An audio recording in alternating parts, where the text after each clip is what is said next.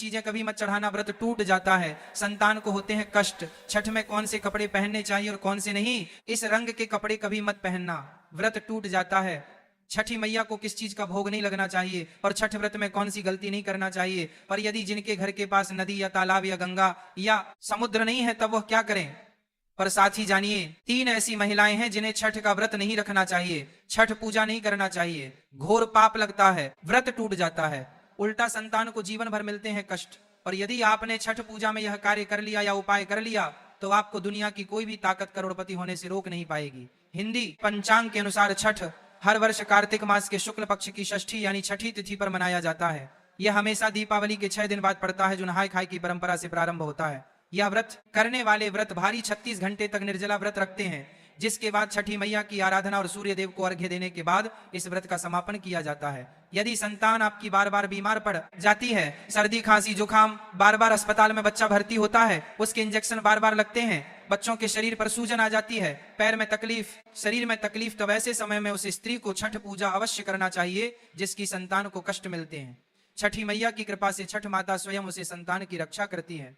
छठी मैया बहुत प्यारी है, संतान की रक्षा करती है, परिवार की रक्षा करती है, परिवार में कभी विपदा नहीं आई।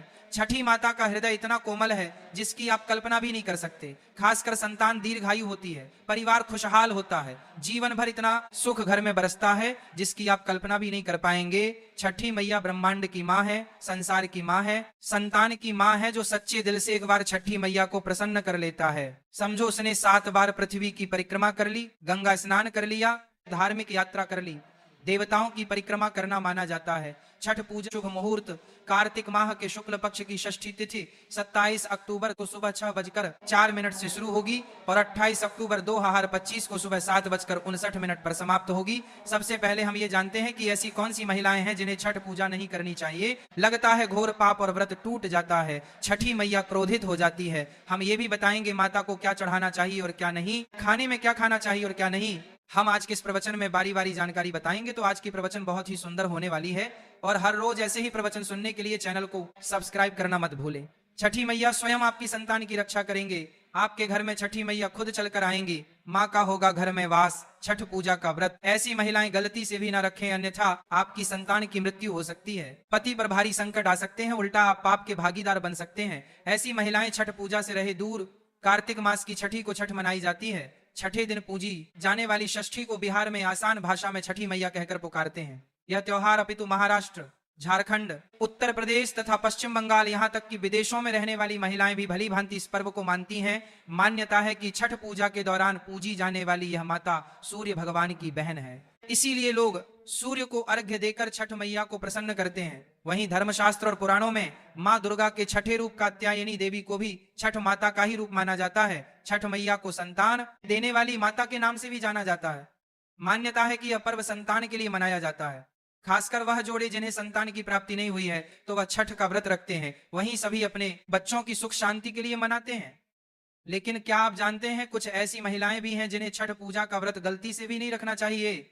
ये सबसे बड़ा घोर पाप माना जाता है। महिलाएं ऐसी गलती कभी ना करें, तो चलिए जानते हैं। शास्त्रों के अनुसार जो लोग अधूरी शादी करते हैं वह शास्त्र का अपमान करते हैं। अधूरी शादी जैसे कि कोर्ट मैरिज और शादी के बिना ही संतान की उत्पत्ति करते हैं। ऐसे में छठ पूजा का व्रत ऐसे लोगों को अपनी संतान के लिए कभी नहीं रखना चाहिए, क्योंकि आपने हिंदू रीति रिवाजों के अनुसार 7 फेरे नहीं लिए हैं। और वहीं बिन शादी के जब ऐसे लोग साथ में रहते हैं तो समाज में ऐसा रिश्ता कलंकित होता है। बहुत से लोग ऐसे हैं जो भागकर शादी करते हैं और परिवार को दुखी कर देते हैं, माता पिता को समाज में कलंकित कर देते हैं, माता पिता को रुलाते हैं, परिवार को रुलाते हैं, समाज को बदनाम करते हैं। ऐसे लोग पूरे जन जीवन समस्त संसार के लिए श्रापित हैं। देखिए, परिवार को रुलाकर हमेशा रिश्ते अनर्थ होते हैं, रिश्ते जुड़ते नहीं हैं। इसीलिए जो लोग भागकर शादी करते हैं और कोर्ट मैरिज कर लेते हैं, 7 फेरे नहीं लेते हैं, हिंदू रीति रिवाज के साथ शादी नहीं करते, विवाह नहीं करते, तो उनके लिए ये व्रत उचित नहीं है। 7 फेरे का मतलब होता है आपने अग्निदेव का आशीर्वाद लिया, 33 कोटि देवी देवता का आशीर्वाद लिया, माँ बाप का आशीर्वाद लिया, परिवार का आशीर्वाद लिया, समाज को सम्मान दिया। मतलब अब आप पूज्य योग्य हैं, आप भगवान की सेवा कर सकते हैं, आप कोई भी व्रत आदि परंपरा के साथ कर सकते हैं। यदि जिस स्त्री को हल्दी ना लगी हो, जिस पुरुष को हल्दी ना लगी हो, ऐसा विवाह भी अशुभ होता है। शादी में हल्दी अवश्य लगना चाहिए, तभी ही आप व्रत आदि रख सकते हैं, पूजा पाठ कर सकते हैं, किसी भी मांगलिक कार्य में आप शामिल हो सकते हैं। इसीलिए ऐसी स्त्री किसी भी धार्मिक कार्य में तभी सफल शामिल हो सकती है जब वह अग्नि के 7 फेरे ले ले। ऐसी शादी को ही शास्त्रों में सर्वश्रेष्ठ माना जाता है। ऐसे में अगर आपकी अधूरी शादी है तो आप छठ पूजा कभी ना करें। आपके ऐसा करने से छठी मैया का अपमान माना जाएगा और आपको पाप लग सकता है। शास्त्रों के अनुसार इस व्रत को सच्चे मन से रखना चाहिए। अगर कोई महिला शौक में यानी बेमन से इस व्रत को रखती है तो उनके पति या संतान की मृत्यु या उन पर कष्ट आ सकते हैं। सच्ची श्रद्धा के साथ छठ पूजा का व्रत रखना चाहिए। इस व्रत के सफल होने से संतान सुख की प्राप्ति होती है, संतान को कष्ट कभी नहीं आते। छठी मैया करती है रक्षा, घर परिवार होता है खुशहाल। जो लोग छठ पूजा करते हैं तो छठी मैया उनके इर्द गिर्द, उनके घर के आसपास सदैव घूमती रहती है, उनकी रक्षा करती है, उनकी संतानों की रक्षा करती। जो बांझ महिलाएं हैं उन्हें संतान सुख की प्राप्ति देती है, लेकिन सच्चे हृदय से ही माता को पुकारे। छठ पूजा करने से सैकड़ों युगों के फल की प्राप्ति होती है, परिवार में सुख समृद्धि धन की प्राप्ति होती है। छठी मैया की पूजा से सभी मनोकामनाएं होती हैं पूरी। वहीं कुंवारी कन्याएं और पुरुष भी छठ पूजा कर सकते हैं। छठ पूजा का फल कई लाख गुना प्राप्त होता है। इससे व्यक्ति के सभी पाप खत्म हो जाते हैं और सुख समृद्धि की प्राप्ति होती है। छठ पूजा का व्रत पूरा करने से स्वयं छठी मैया आपके पूरे घर की रक्षा करती है। अब यह भी जान लेते हैं कि छठ मैया को ऐसी कौन सी 3 चीजें हैं जो नहीं चढ़ानी चाहिए, भयंकर पाप लगता है। नंबर 1, सूर्य भगवान को अर्घ्य देने के लिए तांबे का लोटा ही प्रयोग करें, लेकिन भूलकर भी चांदी, स्टील, शीशा और प्लास्टिक के बर्तन से अर्घ्य नहीं देना चाहिए, इससे व्रत टूट सकता है। नंबर 2, व्रत के दौरान घर में कभी भी मांसाहार ना बनाएं और ना ही परिवार में किसी को खाने दें। जो लोग इस दिन लहसुन प्याज का खाना बनाते हैं और खाते हैं तो उन्हें छठी मैया उल्टा बर्बाद कर देती है, श्राप दे देती है। इस दिन छठी मैया को भोग लगता है तो घर में यदि आपके परिवार में किसी ने व्रत रखा है तो आप भी लहसुन प्याज का इस्तेमाल ना करें। आप किसी और दिन को खा सकते हैं, लेकिन मांस, मदिरा, लहसुन प्याज आदि ना खाएं। मान लीजिए छठ व्रत आपकी बहन ने रखा है पर आप दूर भी रहते हैं, तब भी आप लहसुन प्याज ना खाएं, नहीं तो उनका व्रत टूट सकता है। साथ ही साथ व्रत के दौरान घर में मदिरा आदि और धूम्रपान भी नहीं करना चाहिए। नंबर 3, छठी मैया का प्रसाद बहुत ही शुद्धता के साथ बनाया जाता है। उनका प्रसाद हमेशा ऐसे चूल्हे पर बनाएं जैसे ताजी लेपा गया हो। यदि गैस पर बना रहे हो तो गैस स्टोव को अच्छी तरह से धो लें, पहले से बने चूल्हे पर कभी प्रसाद ना बनाएं, इसके लिए नया चूल्हा ही बनाएं। नंबर 4, सूर्य को अर्घ्य देने से पहले कभी भी भोजन ग्रहण ना करें, घोर पाप लगेगा। व्रतधारी लोगों को पहले और दूसरे दिन सूर्य को जल देने के बाद ही भोजन करना चाहिए। व्रत के दौरान भोजन के प्रति मन में लालसा ना रखें, व्रत टूटता है। नंबर 5, छठी मैया से मांगी मन्नत अगर पूरी हो जाए तो आपको अपनी मन्नत का पूरा होने की विशेष पूजा जरूर करनी चाहिए, अन्यथा मैया के प्रकोप का सामना करना पड़ सकता है।